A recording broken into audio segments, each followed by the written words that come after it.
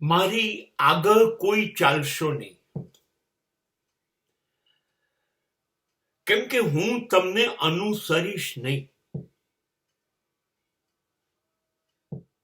અને મારી પાછળ કોઈ આવશો નહીં, કેમ કે મને ગમશે નહીં કે તમે મને અનુસરો. બંને વાક્ય એક વાત બહુ સાબિત કરે છે, કોઈનું અનુકરણ નથી કરવું. I will not follow anybody. હવે આ વાક્ય, આ શબ્દ ફોલો એ આ જમાનામાં બોલવું કે નહીં એ બેવકૂફી છે. કેમ કે એ ઇન્સ્ટાગ્રામ હોય, યુટ્યુબ હોય કે ફેસબુક હોય, દરેક જગ્યાએ આ શબ્દ તો વપરાય જ છે. ફોલો મી, મારા ફોલોવર્સ આટલા.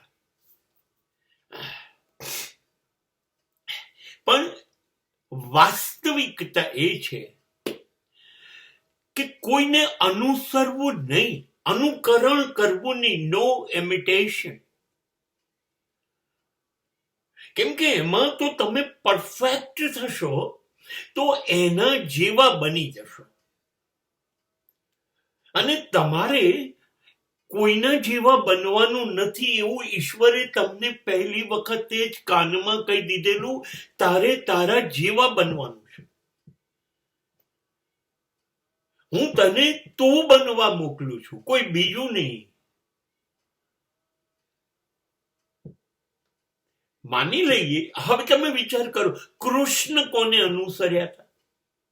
કોઈને નહીં. બુદ્ધ કોને અનુસર્યા? મહાવીર કોને અનુસર્યા? એને પોતાની શૈલી ઊભી કરી. તમે તમારી સિસ્ટમ ઊભી કરો. તમે જેવું કરશો એ જગતમાં એક ડંકો વાગી જશે.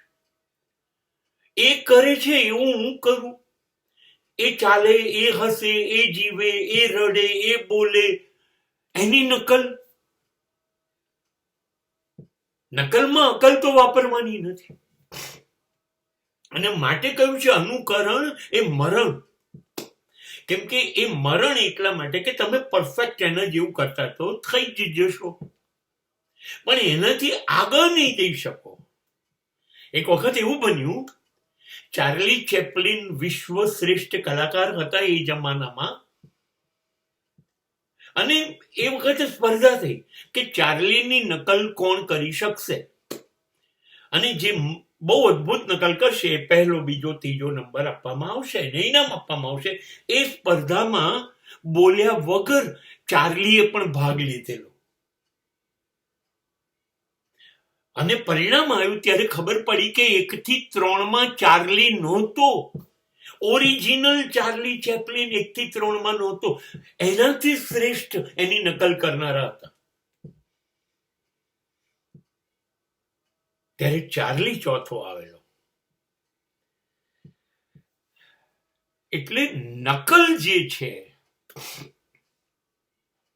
એ તમને ઓરિજિનલ મૂળ નહીં બનવા દે. મારી સાથે એક સરસ વિદ્યાર્થી ભણતા કોલેજમાં, એ રાસવિહારી દેસાઈના ભાઈ હતા, તુષાર દેસાઈ. અને ત્યારે મેં એક ગીત ગાયું ટેલેન્ટ માટે, ગાડી બુલા રહી હૈ, સિલેક્ટ થયો. પછી અમે ચા જોડે પીતા હતા ત્યારે તુષારભાઈએ મને કહ્યું કે દેવેન્દ્રભાઈ, તમે કિશોર કુમારના અવાજમાં ગાયું, બહુ સારું કર્યું, પણ આ ખોટું છે, તમારો વિકાસ રૂંધાઈ જશે. તમે તમારા અવાજમાં એ ગીત ગાઓ.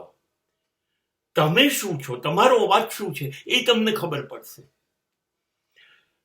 એ વખતે મને એવું લાગ્યું કે હું સિલેક્ટ થયો ને એ ન થયા એટલે આવું કે છે. પણ મને હવે જિંદગીના છેડે સમજાયું કે બહુ જ સાચી વાત છે. તમારે તમારા અવાજ માટે કરવાનું હતું. તમારી જિંદગી તમારા માટે છે. આશીર્વાદ ઈશ્વરે તમને આપ્યા છે, બક્ષિસ તમને છે. હવે તમે એ કોઈની નકલ કેવી રીતે કરો? હું એની હેરસ્ટાઈલ, હું એના ડ્રેસ, હું એના જેવું બોલવાનું, એના જેવું ચાલવાનું નહીં.